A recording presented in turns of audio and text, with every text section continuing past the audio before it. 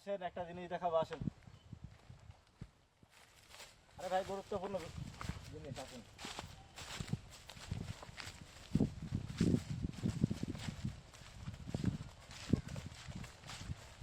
আজকে যে শীত ভাই, সেই ঠান্ডা লাগতেছে।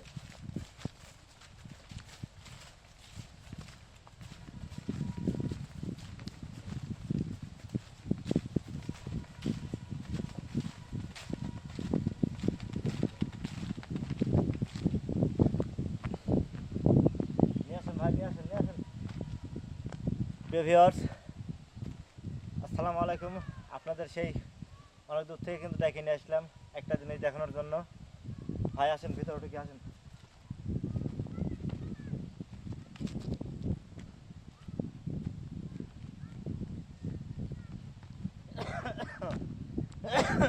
ভাই থামেন, আমার কৃষক ভাইদের কিছু বললে। ভাই আপনাদের অনেক কষ্ট করে কিন্তু আমি এখানে ডাইকে নিয়ে আসলাম আপনাদের শুধু একটা জিনিস দেখানোর জন্য। বিষয়টা অনেক আনন্দের এবং অনেক লাভজনক একটা বিষয়। সেটা হচ্ছে, আমি এই দানার ভুঁই, এই পেঁয়াজের চারার ভুঁই গত একটা ভিডিওতে আপনাদেরকে দেখাইছিলাম যে কীভাবে দানার জমিতে ঘাসটা নিড়ানো লাগবে, কী পরিমাণ ঘাস আছে আমার জমিতে।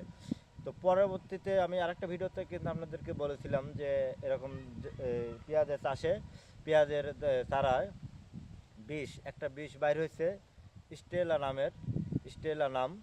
সেটা হচ্ছে ওই যে আমি যে দোকান থেকে সার বিষ এগুলো ক্রয় করি, ওর সঙ্গে আমার ভালো সম্পর্ক। বিষটা আসার পরে কিন্তু আমাকে ফোন দিছিল যে ভাই এরকম একটা বিষ আছে, আপনার দানায় ঘাস নেওয়ার চিন্তা নাই, আপনি বিষটা নিয়ে দেন। তো ওর কথা মতো আমি বিষটা আনতে গেছিলাম, বিষটা আমাকে দিচ্ছে। বিষটার নাম অবশ্যই আপনারা খেয়াল রাখবেন, স্টেলা। স্টেলা কোম্পানিটার নাম আমার ঠিক খেয়াল হচ্ছে না। আমি যদি নিয়ে আসতাম বোতলটা, ভিডিওতে আপনাদেরকে দেখাই নাই এই একটা কারণে, সেটা হচ্ছে বিষটা খুবই পাওয়ারফুল একটা বিষ, যেটা আমি কিন্তু খুব আতঙ্কের মধ্যে এই বিষটা এই চারাতে দিছি। কারণ আমার যদি ক্ষতি হয়ে যাইতো বা আমার দেখা দেখি দিলে আপনারাও দিতেন, আপনাদের ক্ষতি হতো। এই জন্য কিন্তু আমি আপনাদের ভিডিওটা দেখাই নাই যে কীভাবে বিষটা দিতে হবে। তো এখন আমি আপনাদেরকে দেখাচ্ছি এই কারণে যে যেহেতু আমার চারার কোনো ক্ষতি হয় নাই, পেঁয়াজের গাছগুলো খুব সুন্দর আছে। এই যে দেখেন, ঘাসগুলো কিন্তু মরে সাফ হয়ে যাচ্ছে। এই যে দেখেন, মোট ঘাস কিন্তু মরে সাফ হয়ে যাচ্ছে।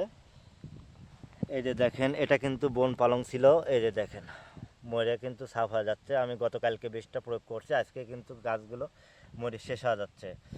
তো সেক্ষেত্রে আপনারা বিষটা ব্যবহার করেন স্টেলা। তো অবশ্যই ব্যবহার বিধির আমি আপনাদেরকে এখনই বলবো, কারণ আপনারা যদি দেন আপনাদের ক্ষতি হয়ে যেতে পারে। সেটা হচ্ছে, আপনারা 16 লিটার যদি ঢোপ হয়, সেখানে আপনারা 4 মিলি বিষ ব্যবহার করবেন। 4 মিলি, 4 মিলির যদি 1 মিলি বেশি হয় তাহলে কিন্তু আপনার ক্ষতি হয়ে যাওয়ার সম্ভাবনা অনেক বেশি থাকবে। সেক্ষেত্রে আপনারা বিষটা